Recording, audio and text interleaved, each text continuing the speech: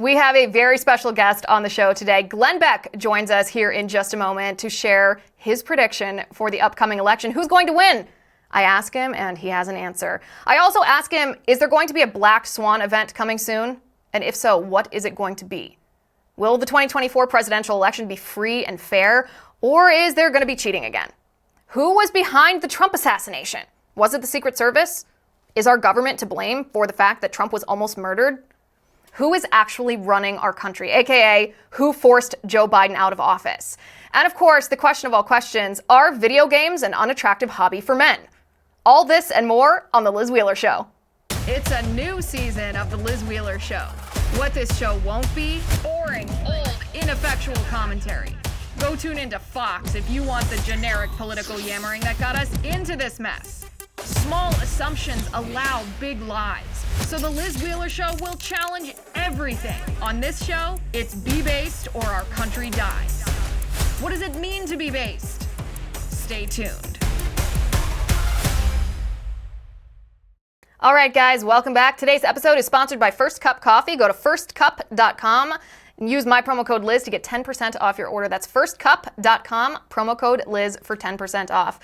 All right, we do believe in spiritual warfare on this show. Therefore, we will start this show with a prayer. Drop your prayer hands in the comment section if you know, if you get it, if you agree. Saint Michael the Archangel, defend us in battle. Be our protection against the wickedness and snares of the devil. May God rebuke him, we humbly pray. And do thou, O Prince of the heavenly host, by the power of God, cast into hell Satan and all the other evil spirits who prowl through the world seeking the ruin of souls. Amen. We are part of spiritual warfare, which is raging all around us all the time, and it is time that we acknowledge that. Also, guys, we have a new partner on this show. This one is perfect for you guys. Hillsdale College is our new partner, and no, you don't have to be a college student. This isn't actually for college students. This is for you. It's for me.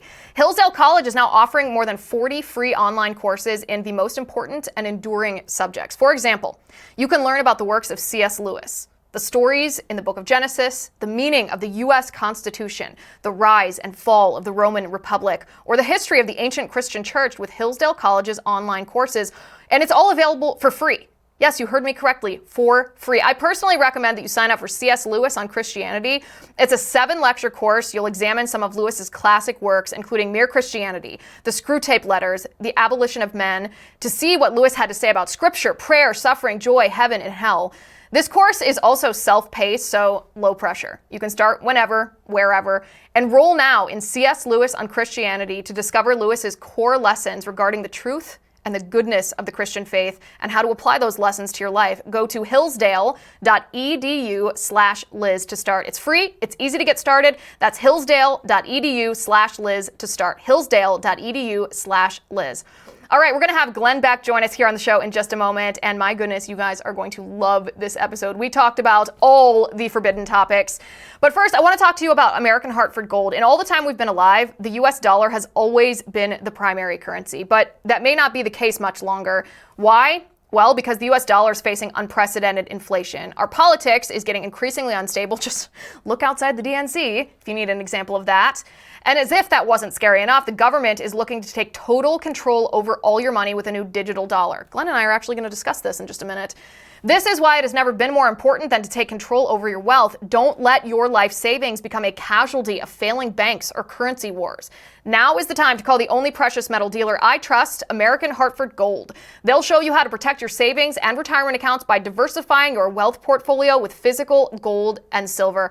American Hartford Gold supports content like this, our show, that's committed to bringing you the truth. Tell them I sent you. They'll give you up to $15,000 of free silver on your first order. Call them now. You can click the link in the description of this episode, or you can call 866-996-5172. That's 866-996-5172. Or you can text Liz to 998899. Again, the number to call is 866-996-5172, or text Liz to 998899. With me today is the one, the only, Glenn Beck. Glenn, good to see you. Thanks for joining us. Good to see you, Liz. How are things? Good, good. We've hit the ground running with the new show. Everything's been fun, been good. You're doing let me a great ask job. you. Thank you. I appreciate that. High praise coming from you. Let me ask you, before we get into any detailed topics, we are in the middle of, at the end, I should say, of the DNC here. We've had Biden deposed, Kamala elevated in what I can only explain or only describe as a coup.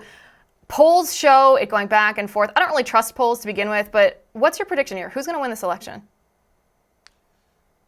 I don't know. I hope Donald Trump. I spoke about this earlier this week on, it depends on if there is more than 50% of the public that hates Donald Trump more than they care about their personal budgets, more than they care about their job. Do they hate Donald Trump more than they fear World War III and possibly nuclear? Do they hate Donald Trump more than they fear the border and see what's going on the border and see the absolute radicals that are in bed with Kamala Harris?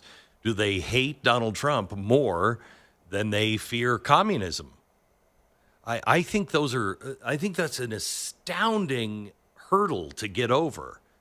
But with the mainstream media, the way they have just given everybody a pass on blatant lies, I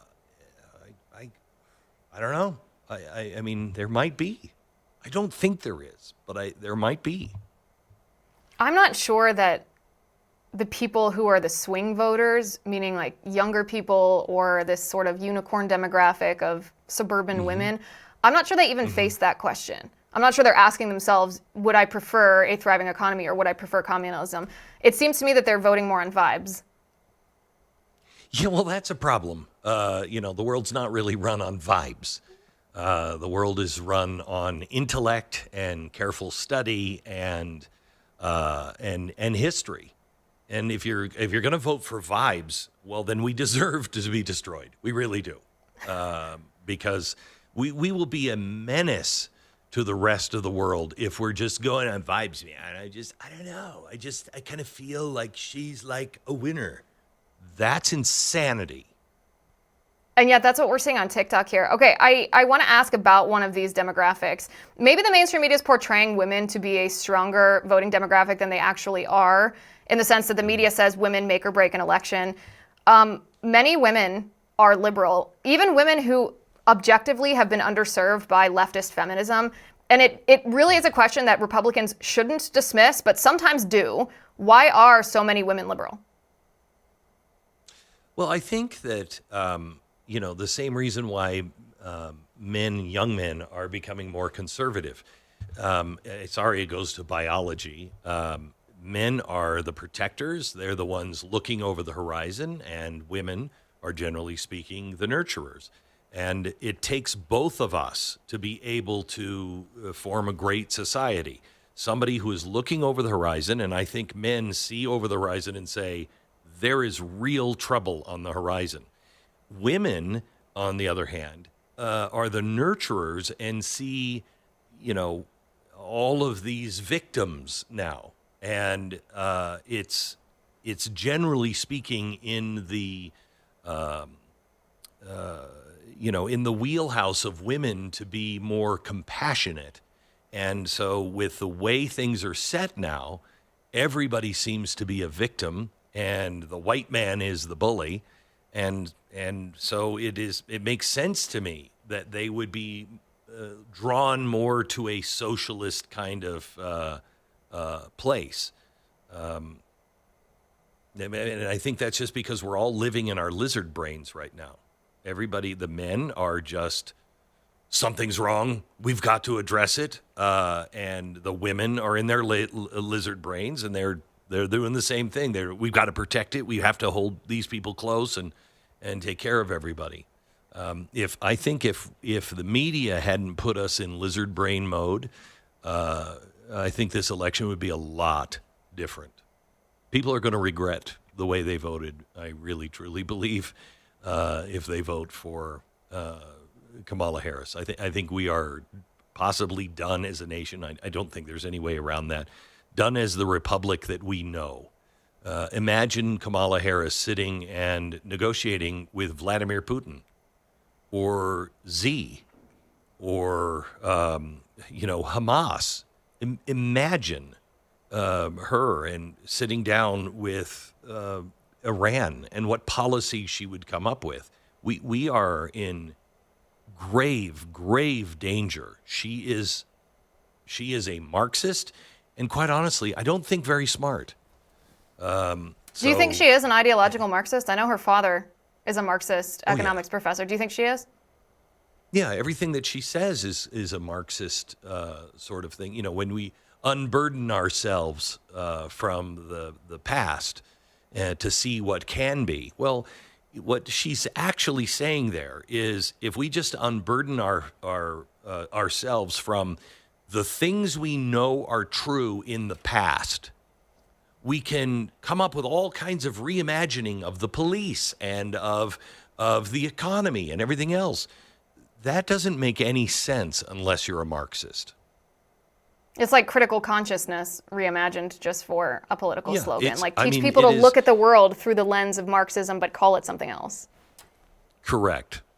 I mean, it is the only way modern monetary theory works. Yeah. And that is something she's a big fan of. And modern monetary theory is unburdening yourself from the past. We're not going to look at Zimbabwe. Right. We won't look at what happened to the Weimar Republic. We're just going to say this time it's different because we believe in unicorns. It's going to end the same way. It is. And by the way, most of my viewers are familiar with modern monetary theory, but it's this wild fantasy idea that debt and deficit don't matter, that it's just, you're just keeping a log of what you've spent. But if you need more money, just go ahead and print more money, and you can deal with the inflation that causes by increasing taxes, which is also how you control the people.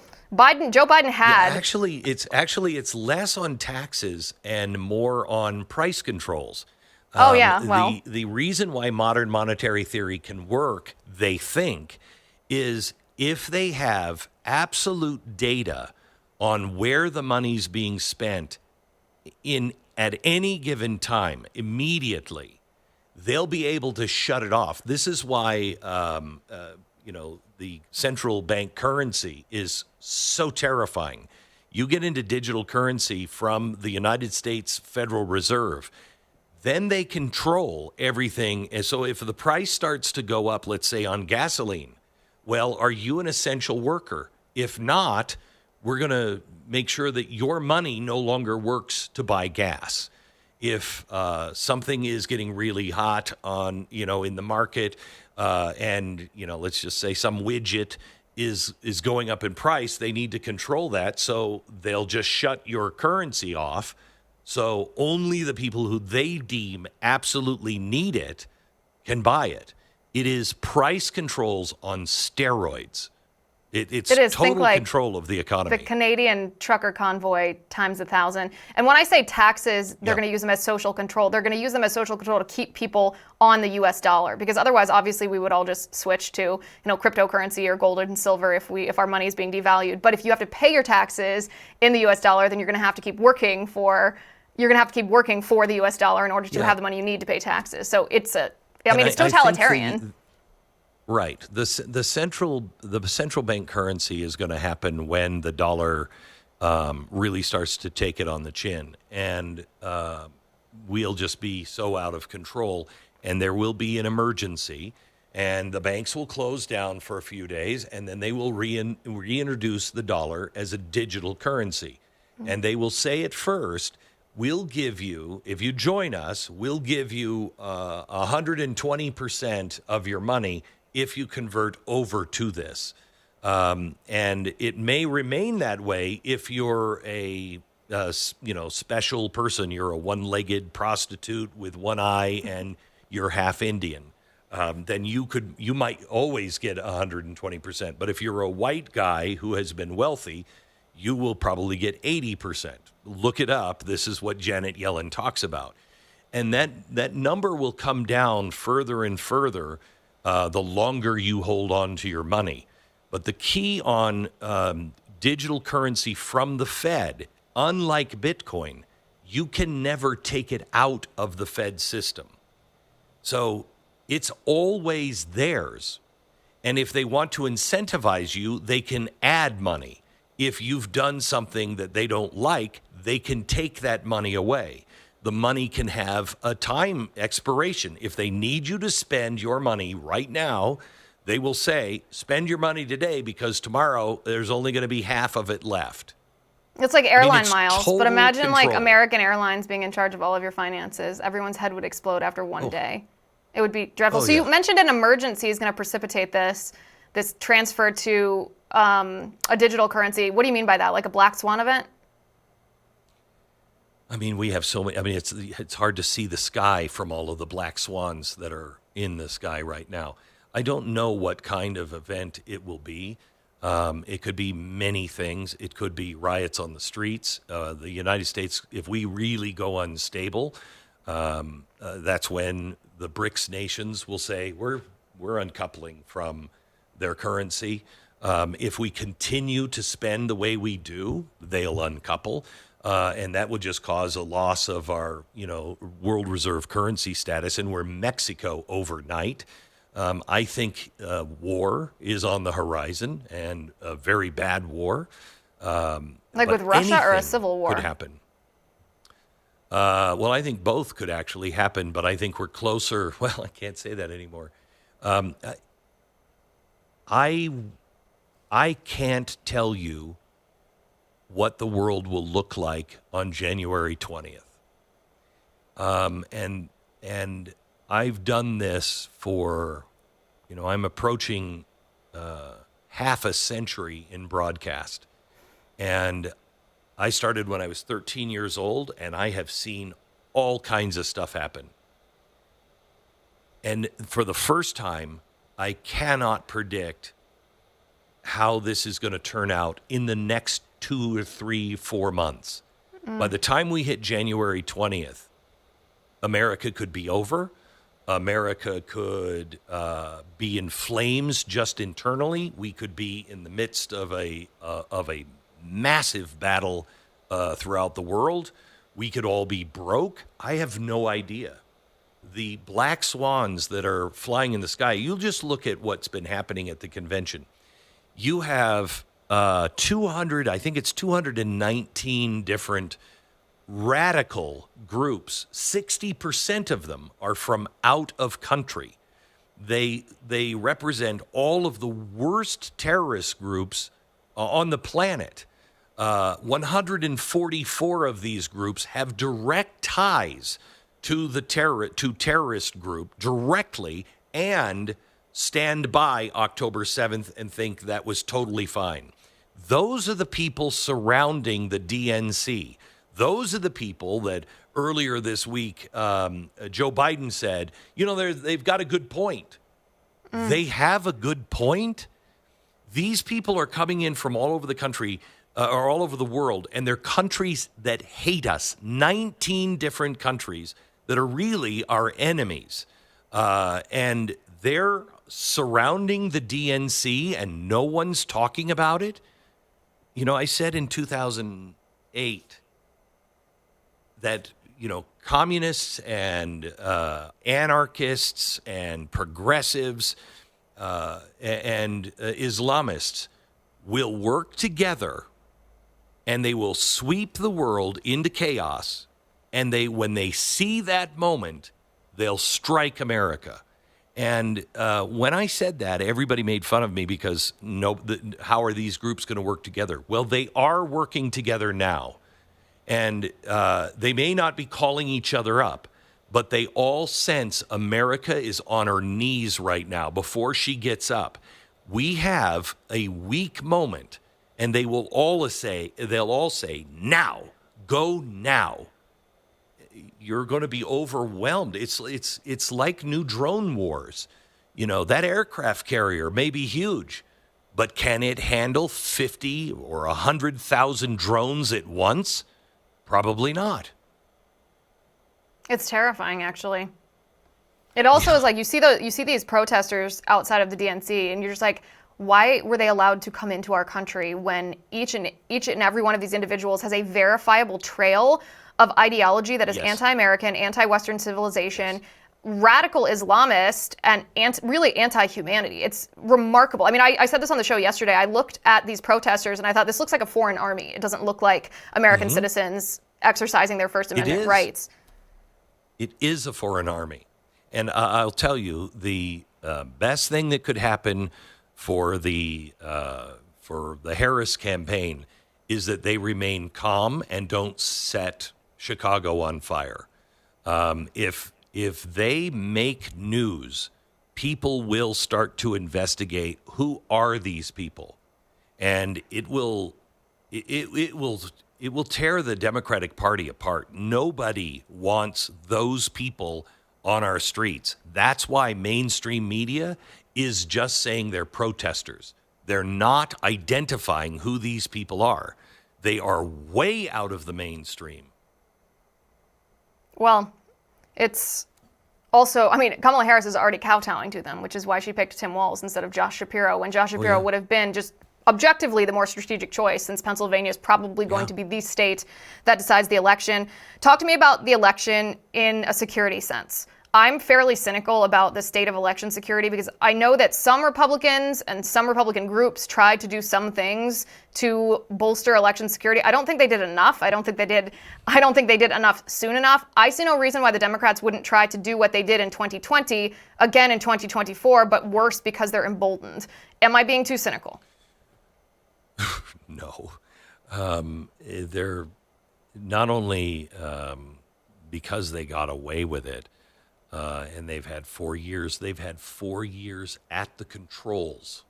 They're in the control room. And the Biden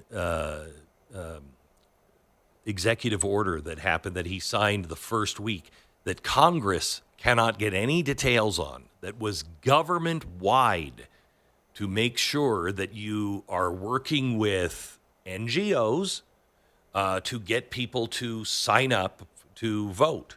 That has been in the works for 4 years. No one has any idea who the government is working with in every single governmental department.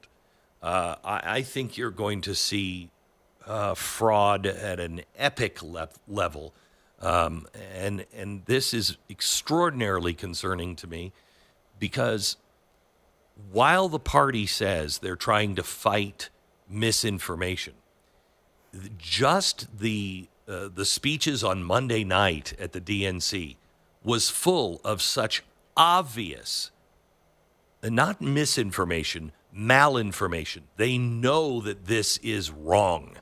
It was so full of that. And then they're protecting democracy. And what they're doing is the exact opposite of shoring up anyone's confidence in the vote.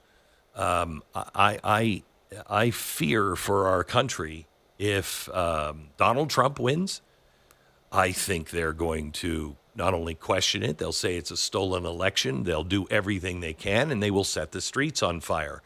If Kamala Harris wins, I don't think the people on the right, I know I will have a hard time believing it unless it's just razor thin close. I still will question, but you'll have a hard time convincing me that the American people did this to themselves.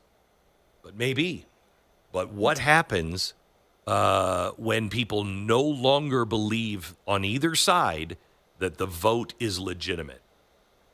I know, I hate that. And I feel like we're in a place where these questions are legitimate, they're rational. You have to be blind not to ask them, but I hate that we live in a time right now where we do have to ask these questions.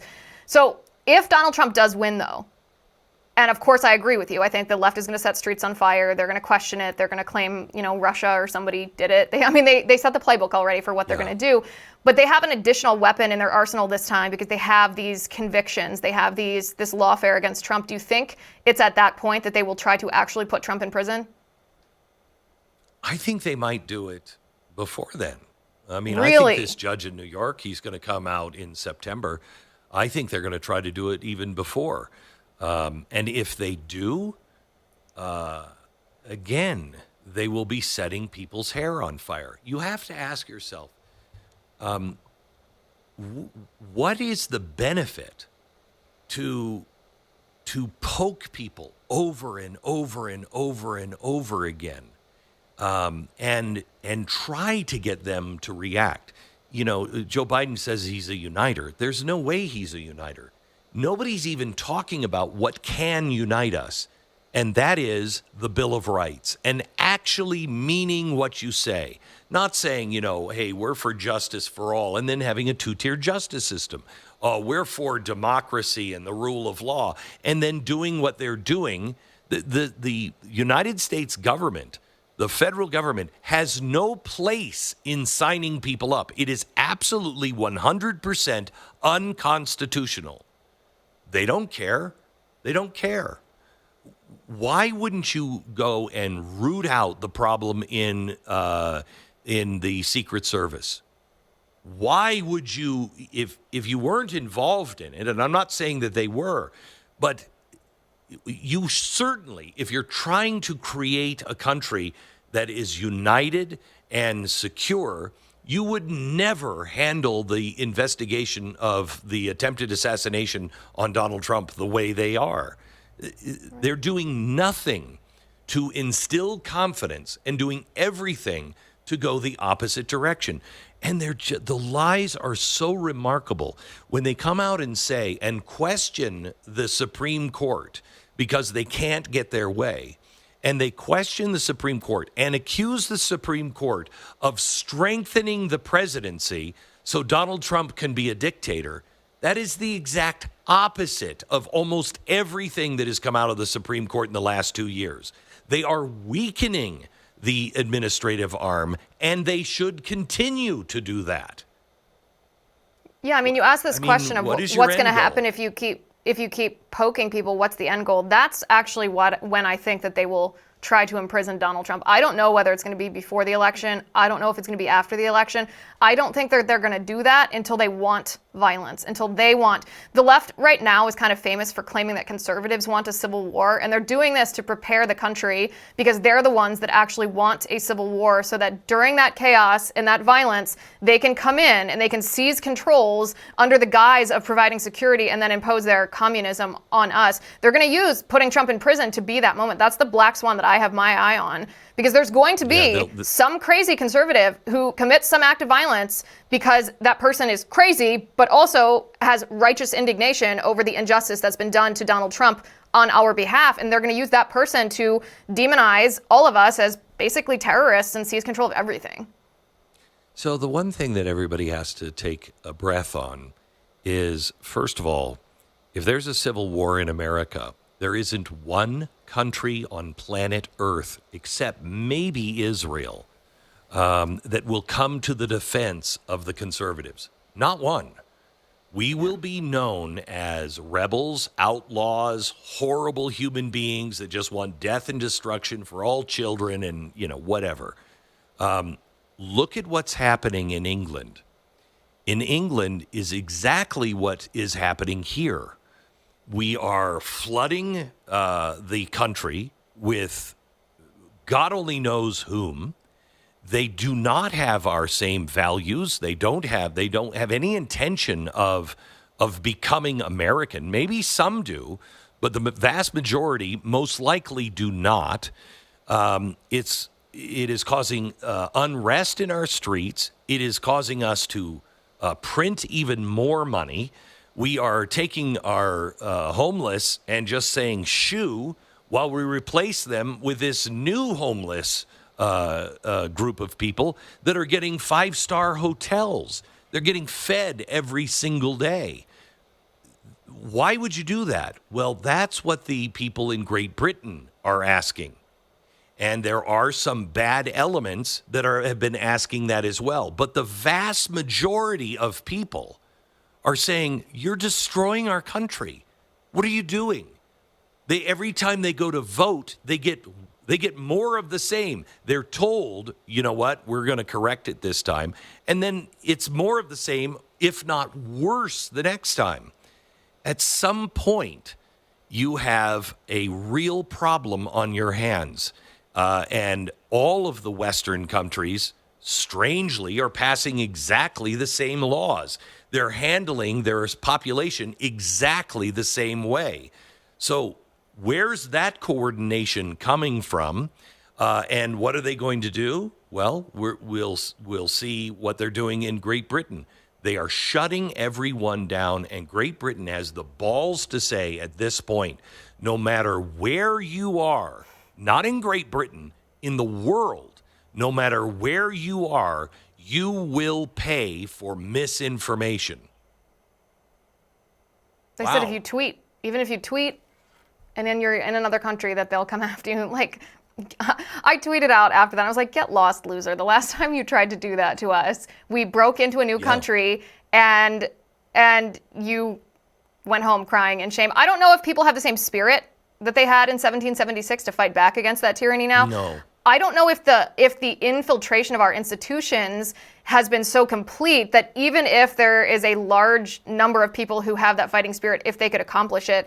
And I want to go back and ask you about this as it relates to the Secret Service. You said, I don't know if the Secret Service was involved in the Trump assassination. What do you mean by that? I mean, there's some red flags about that event to me that I hate to even ask the question, did they allow this to happen? But how do you not ask that question given the circumstances and the facts on the ground? I think if you're a reasonable human being, you have to ask that question. It doesn't mean you answer it one way or the other with conviction, because we don't have any information to go off. All we have is a bunch of red flags that look really bad. Does that mean that it wasn't just incompetence?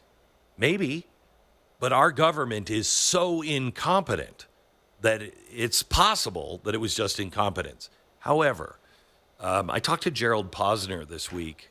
He really is the leading authority probably on the Kennedy assassination. And I asked him, what does your gut say? Remember, we don't have any facts, so we're just speculating here. What does your gut say? And he said his gut says that there's at least a Peter Strzok element, that some of the people, and it may be one, maybe two, some of the people in the Secret Service might not have planned it or plotted it, but definitely were also not planning in the most effective way to keep it from happening. You know, there's a crime of omission and commission, and the crime of omission is probably the most likely. That, you know, we don't like him, so we don't care. You know, if you believe he's Hitler, why wouldn't you? Why wouldn't you? And I think that the deep state does not go after the people who look at Donald Trump the way they do. You know, people don't understand the World Economic Forum and everything that I've written about the Great Reset is here. It's happening. And if you get Donald Trump in, he will stop that from happening. And they can't allow that. They can't. They are too far down the road. You must stop Donald Trump. Otherwise, what the World Economic Forum has going, and it's almost completely engaged at this point, it will all fall apart. And he's not going to play that game. He believes in country first. So what do you do? It seems like for the Secret Service, the crime of omission is DEI too. Yes. You know, if you look at the short person, I don't care if it's a female or male or whoever. First of all, the thing that you do, and look at the detail around Putin. Many of them look like Putin.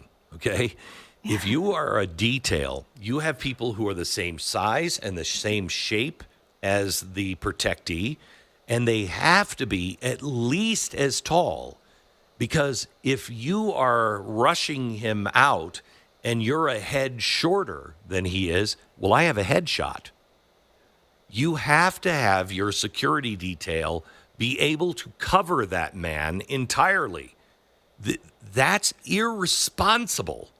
Then we find out earlier this week, or was it last week, that during one of the other events, I think this was for... I think this was actually for Kamala. No, it was Trump again. The person that was in charge of the detail to make sure that everything is buttoned up, as the cars are coming in, she goes and breastfeeds her baby with her family in a secure area. How did they get in? And why in the world would you put somebody in charge that is breastfeeding their baby on site? That's after an attempted assassination, you still do that? We have no sense at all, no common sense, no common decency, no spirit of honor and integrity. If you're in that role, you say, you know what, breastfeeding is very important to me, and I know we have policies that I can still stay, at the Secret Service while I'm breastfeeding, but I should not be leading that detail. At this time, it will put the protectee in danger. It's all about me. Well, when you implement or impose DEI, that's going to cause chaos. Chaos breeds violence. Mm-hmm. So to me, that is implicit permission for that violence to happen. Obviously, it was just a couple of days after this assassination attempt that Joe Biden was unceremoniously booted as presumptive nominee. The incumbent just kicked to the curb. Who do you think was behind that? Because it's not like, I mean, you and I sitting here, everyone watching, listening knows that it's not like Biden was like, you know what? I'm just not cognitively up for the job anymore. I'm going to retire. I'm going to walk off in the sunset. Somebody forced him out. Was it Jill? Was it Barack? Was it Pelosi? Who was it? I think you have to ask a bigger question. Who's running the country? Mm-hmm.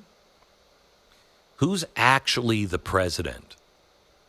You know, when we found out that Joe Biden hasn't had a cabinet meeting since last October, who is?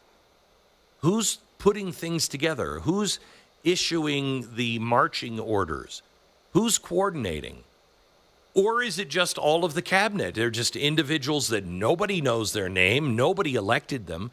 Do you know who sent the aircraft carrier and the secondary fleet out to join the Sixth Fleet in the Mediterranean? It was the Secretary of Defense. It wasn't the president. It was the Secretary of Defense.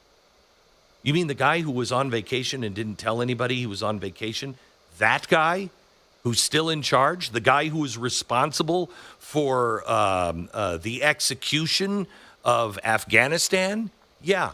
He just decided we're sending another fleet out for the Sixth Fleet. Are you kidding me? That is the president's job. Who is running the country?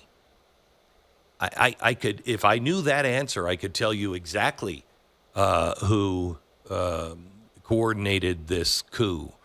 I personally think the answer is pretty clear on who's running the country, but I could be wrong. It seems to me that at the very least, Barack Obama is a conduit. I don't know if he's the one giving the marching orders, but it seems to me that he's the one with the direct control over the executive branch of the government. Agree 100%. Agree. You know, he said in 2020, his dream would be, he said this, I think, on Colbert or something, his dream would be to be able to not run for a third term or a fourth term, but to be able to have somebody that is the president and he's just behind the scenes directing everything. Well, I think that's what's happening. Dreams do come true, Barack, I guess, when you make them happen. Okay, last question for you. This is not political. This is cultural. I was surprised the other night, right before I go to bed. You know how we all rage tweet right before we go to bed? Yes. I posted a meme that I thought was hilarious, and I'm gonna show it to you. This meme is a survey of what hobbies women find to be most unattractive in men. I actually don't know if it's a meme or if it's a real survey. There was no citation. I just thought it was funny because it had like collecting figurines and bird watching. And the most unattractive, oh, here it is. Okay, so this is in descending order. Bird watching, comic book collecting, taxidermy, building model trains, gambling, online trolling, magic tricks, collecting figurines, and the most unattractive hobby for men, according to women, is playing video games. And I thought this was hilarious, and I tweeted, this is 100% true. Men playing video games is peak unattractive, beyond red flag, like deal breaker zone. And it's weird that so many dudes don't get this. And Glenn, I gotta tell you, while I'm sitting here right now, 6 million people have viewed this tweet. I'm getting ratioed, like ratioed more than ever before, I think. 15,000 people are angry at me on X right now for posting this. Am I wrong? Now, I don't want to be ratioed, so I have to be very careful. No, you have to take part in this now. I think I hear men say, now this is different than playing video games. If that's your hobby, that's your thing, I would be telling my daughter, no, don't marry him. Don't marry him. Why? Why though? Why? Collecting figurines, however, I think I would probably be saying the same thing. Honey, but to me, in my mind, now I'm from a different generation. In my mind, when, let's just put it this way. In my mind, that says that you haven't grown up yet. Now, that's from an older generation, but that would to me be like, what's your hobby? I like to get up and watch cartoons. I'm sorry, but that's not reality. It's a consumptive habit, right? It would be like if women, and a lot of men interpreted this as an insult, and I didn't actually intend this as an insult. I thought it was a humorous observation of human nature because so many women agree with it and so many men don't understand it. And I was surprised actually that so many men were so hurt and insulted by this. Guys, don't be so sensitive. You can catalog all of my faults, send them to me, and I will logically analyze whether you're correct or not. But I don't know. It's a consumptive habit. It's like if a woman says, my hobby is TikTok or online shopping, I'm stealing that from someone else. Someone had a great tweet that said that. But that's not attractive for a woman. This is the same kind of consumptive hobby. Correct. It is also addicting. It doesn't mean you're addicted to it, but it is very addicting. It's like alcohol, the internet, games. You can lose yourself in those things. And I don't know. Reality is frightening enough. And there's, at this point, it reminds me of something that Thomas Jefferson said. Ben Franklin said. I can no longer be friends with people at frivolous parties because they're talking nonsense and the times are too serious. And I kind of feel like that. I'm an absolute bummer at parties because I'm like, this is cool and everything, but do you guys know what's happening around the world? It's really time to grow up and to spend a few minutes at least every day educating yourself on what's going on, because you're about to lose your ability to play the video game of your choice, or to to stop somebody from plugging you into a video game where you are stuck there for the rest of your life. Totally. This is what I said to all of the men who actually were kind of substantiating my point because they were acting like I was shanking their identity. So if your identity is video games, you're kind of proving my point here. But I said women find attractive in men. Men's role is to protect, provide, produce, and procreate. And any hobby that either increases your competence at these things or demonstrates to women your existing competence at these things, that's what women are going to find attractive. And anything that's opposite, that shows us that you don't care about those things or you're not well qualified for those things, we're not going to find attractive. That's really it. So, and the question is what women find attractive. Not true, but attractive. You are looking for it's biology. You are looking for someone to mate with, okay? Whether you're thinking that or not, that's what's happening in your body. You become attracted to somebody, that's what's happening in your body. And human nature is, don't procreate with a man that is weak. Don't do it. And video games, whether it's true or not, has an image of somebody 30 years old sitting in their underpants with mom upstairs while they're playing a game. That is what comes to mind. Whether it's true or not doesn't matter.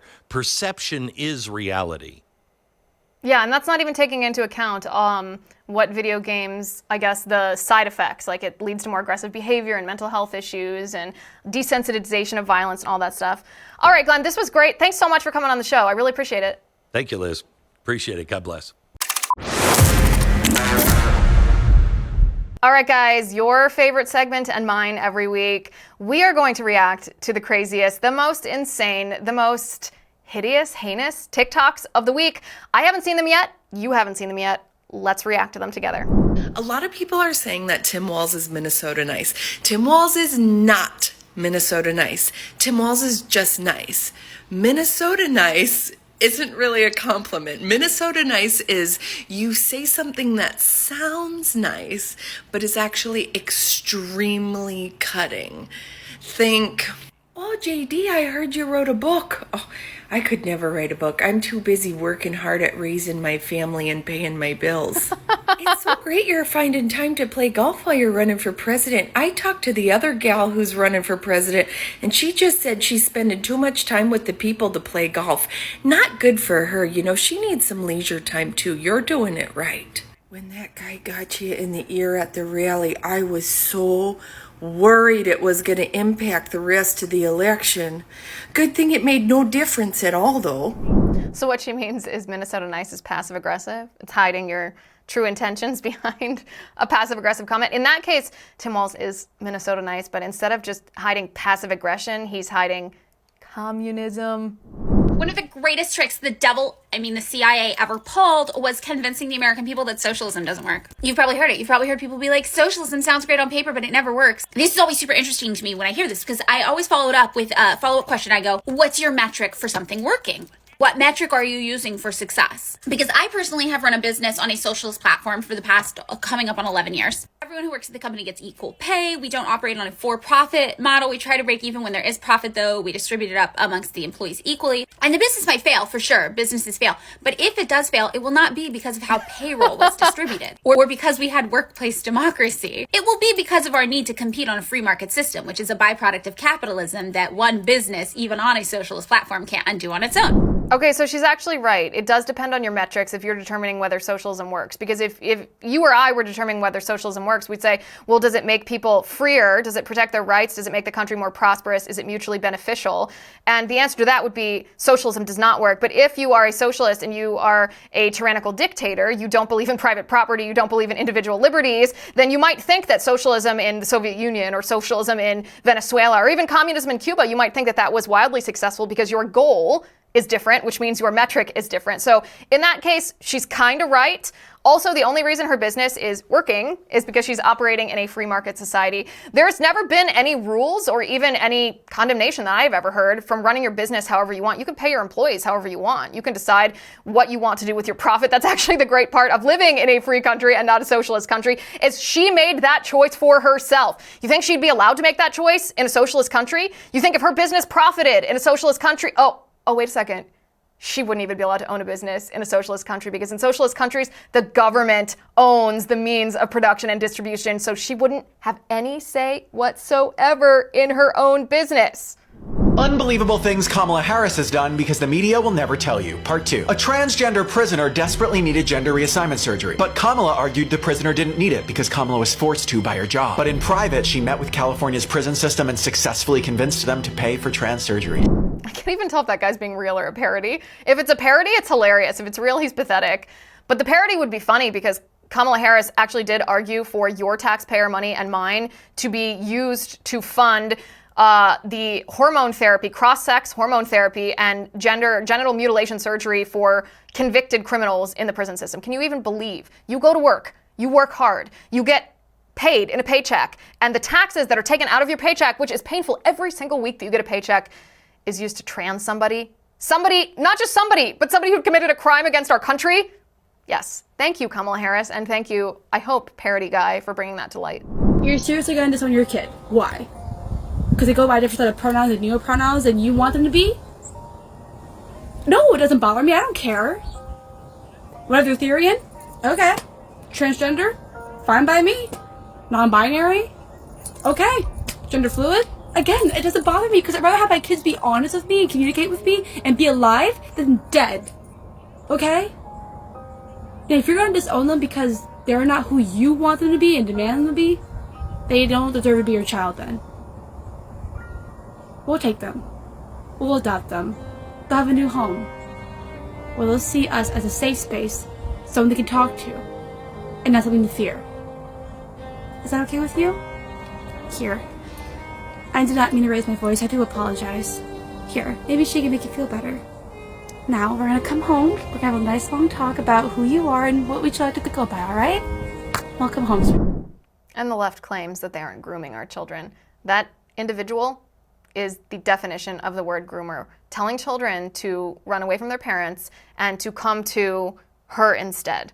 I mean, it actually makes me sad to see that person because she is so corrupted by demonic ideology that she's mutilated her own body, and yes, she's trying to steal your children. She's also propagating a lie. There's this emotional manipulation tactic that the left uses in these really, really heartrending situations. If a child has been captured by gender ideology, then the left tells parents, if you don't indulge this delusion, then you are going to be responsible for the death of your child, because if you don't indulge the delusion, your child's going to commit suicide.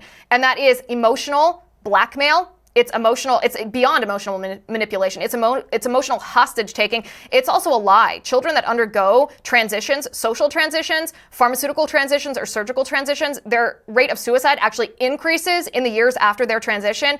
And yet these people, these weirdo groomers on TikTok who are trying to tell your children, come into my house and I will talk to you about your body and your sexuality. Real creeps, they're lying to you in order to try to trick you and take your kids away. We used to have stop and frisk for criminals in this country, but liberals whine, so now we only have it for soccer moms at the airport. Okay, that's not only 100% true, it is my personal experience. I cannot think of more than 2 or 3 times in the past 4 or 5 years when I've flown where I haven't been pulled aside for extra security. And keep in mind, I often travel with my 2 young children, so my 3-year-old daughter and my 4-month-old daughter, and I'm carrying 2 children walking through security, and they pull me aside to swab me as if what? I even asked them, I'm like, do you find a lot of bomb-making materials on moms with infants and toddlers traveling through the airport? And for some reason, the TSA agents never think that that is as funny as I think it is, because TSA is also corrupt. All right, guys, that's it for today. Make sure you subscribe to the show. Go to youtube.com/Liz Wheeler. Hit subscribe. Also, hit that bell so you're notified every time we drop a new episode. Go to Apple Podcasts, search The Liz Wheeler Show. Subscribe over there as well. Give us a 5-star rating and leave us a review. I do read all of those reviews. I appreciate it. Thank you guys for watching. Thank you for listening. I'm Liz Wheeler. This is The Liz Wheeler Show.